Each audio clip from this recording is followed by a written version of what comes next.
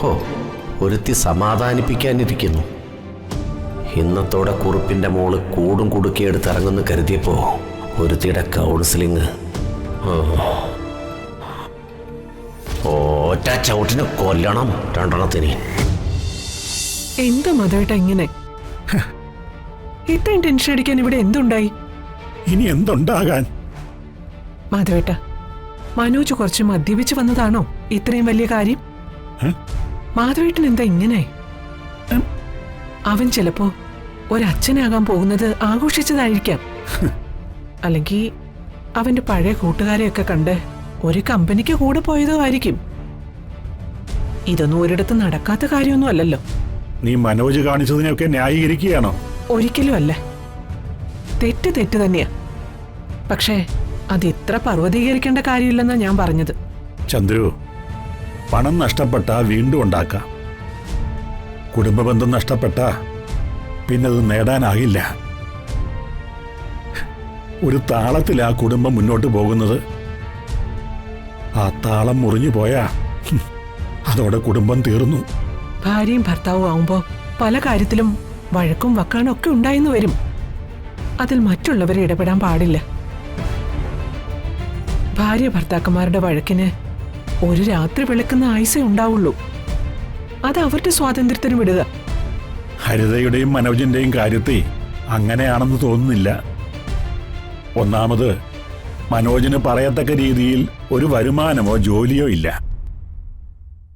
കുടുംബത്തിന്റെ കെട്ടുറപ്പിന് അതൊരു അനിവാര്യ ഘടകമാണ്. ബന്ധം നിലനിർത്തണമെന്ന് ആഗ്രഹിക്കുന്നവർ 1000 തെറ്റുകളും ക്ഷമിക്കാൻ തയ്യാറാകും.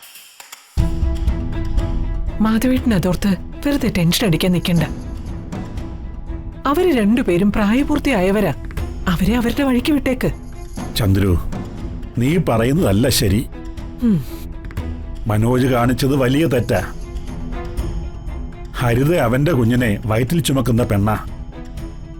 ഈ സമയത്ത് അവൾ അവനിൽ നിന്നും കൂടുതൽ കരുതലും സ്നേഹവും പ്രതീക്ഷിക്കും. ഹരിതയ്ക്ക് ടെൻഷൻ ഉണ്ടാക്കുന്ന കാര്യങ്ങൾ ഈ സമയത്തെങ്കിലും അവൻ ഒഴിവാക്കണമായിരുന്നു. നീ അത് അവനെ പറഞ്ഞ് മനസ്സിലാക്കണം. ഇനി ഇത്തരം കാര്യങ്ങൾ ആവർത്തിക്കരുതെന്നും പറയണം.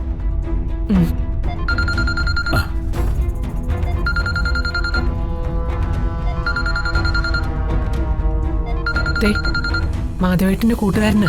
സോമനാണോ? സോമ. അതെ, ഞാൻ വീട്ടിലുണ്ട്.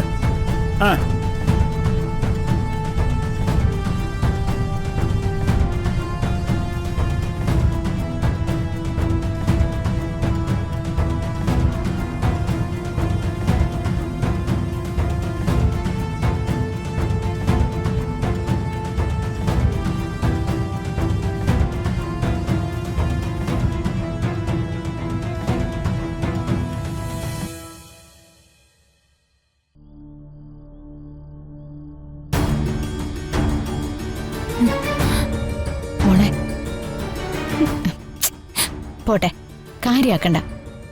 മനോജിനൊരു അബദ്ധം പറ്റിയതായിരിക്കും. അബദ്ധം? ജീവിതത്തില് ഒരബദ്ധം പറ്റാത്തവരായിട്ട് ആരുമില്ല. പക്ഷെ ഇതല്ലല്ലോ. ഇന്നലെ ഒരു അബദ്ധം, നാളെ ഒരു അബദ്ധം, മറ്റന്നാൾ മറ്റൊരബദ്ധം. അത് കളഞ്ഞേക്ക്. ഇവിടെ അബദ്ധം പറ്റിയത് മറ്റാർക്കുമല്ല, എനിക്കാ. എനിക്ക് അബദ്ധം പറ്റിയത്. മനോജിന് ഒരു ജോലിയും കോലിയും ഇല്ലാത്തതുകൊണ്ട് ഞാൻ എത്രമാത്രം അഡ്ജസ്റ്റ് ചെയ്താ ജീവിക്കുന്നതെന്നറിയോ?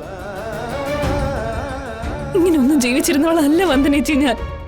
മോളെ, നിന്നെ എനിക്ക് മനസ്സിലാവുന്നുണ്ട്. എന്താവശ്യം വന്നാലും വീട്ടിൽ ചോദിക്കാൻ പറ്റില്ല. ചോദിച്ചാ എത്ര രൂപ വേണമെങ്കിലും അച്ഛൻ തരും. പക്ഷെ അപ്പോഴൊക്കെ അപ്പച്ചിയും വിദ്യാർത്ഥിയും കൂടി ഈ മനോജിനെ താറടിച്ച് സംസാരിക്കും. അതുകൊണ്ട് അച്ഛനോട് പോലും ഞാൻ കാശ് ചോദിക്കാറില്ല. എന്റെ കയ്യിൽ ഇപ്പൊ പൈസയൊന്നും ഇല്ലെന്ന് അറിയാവുന്നതുകൊണ്ട് അമ്മ ആരും അറിയാതെ തന്ന പൈസ എടുത്താ ഞാൻ അവന് കൊടുത്തത്. എന്നിട്ടും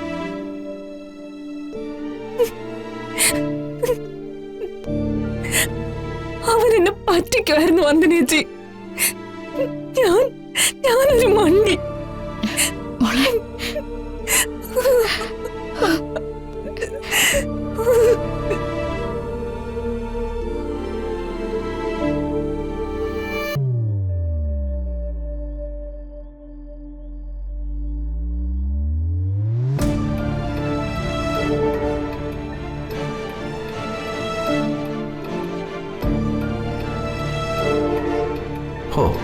ഒരുത്തി സമാധാനിപ്പിക്കാനിരിക്കുന്നു.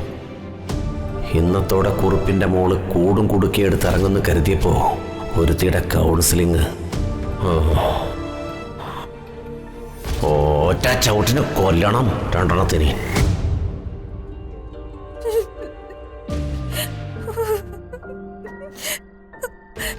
എന്ത് സന്തോഷായിട്ട് പോവായിരുന്നു ചേച്ചി. അതിനിടയില് മോളെ കരയരുത്. നീ ഇപ്പോ മറ്റൊന്നിനെ കുറിച്ചും ചിന്തിക്കണ്ട. നിന്റെ വയറ്റിലൊരു കുഞ്ഞുണ്ട്. ആ കുഞ്ഞിന് അമ്മ ഇങ്ങനെ സങ്കടപ്പെട്ടിരുന്ന വിഷമം തോന്നും. അതുകൊണ്ട് ഈ കണ്ണൊക്കെ തുടച്ചു. ദേ, ഈ മുടിയൊക്കെ ഇപ്പൊ സൂക്ഷിച്ചാ തഴച്ചു വളരും.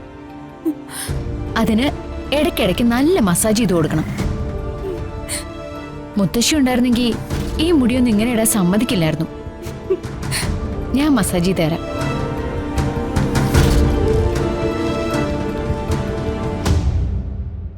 വാ.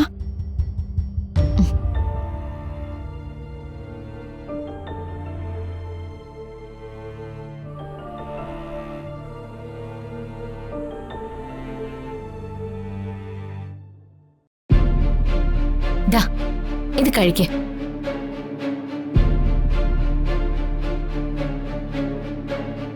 ഇതെന്താ കഞ്ഞി കുടിക്കാത്തെ?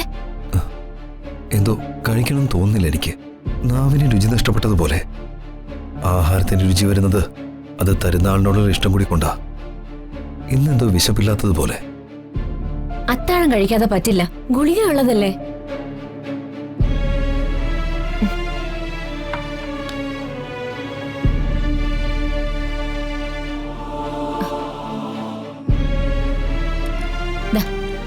കഴിക്കേ.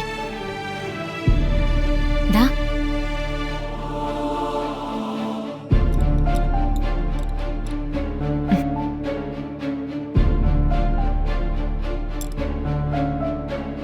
ഇപ്പോ നാവിന്റെ രുചിയൊക്കെ തിരിച്ചു വന്നു. നല്ല വിശപ്പും.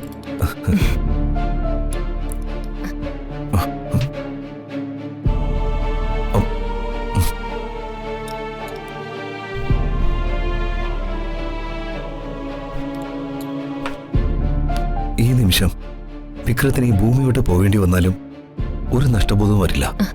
അതെന്താ? ഞാൻ എന്റെ പ്രിയപ്പെട്ടവളുടെ ശ്വാസദൂരത്തിലാണ്.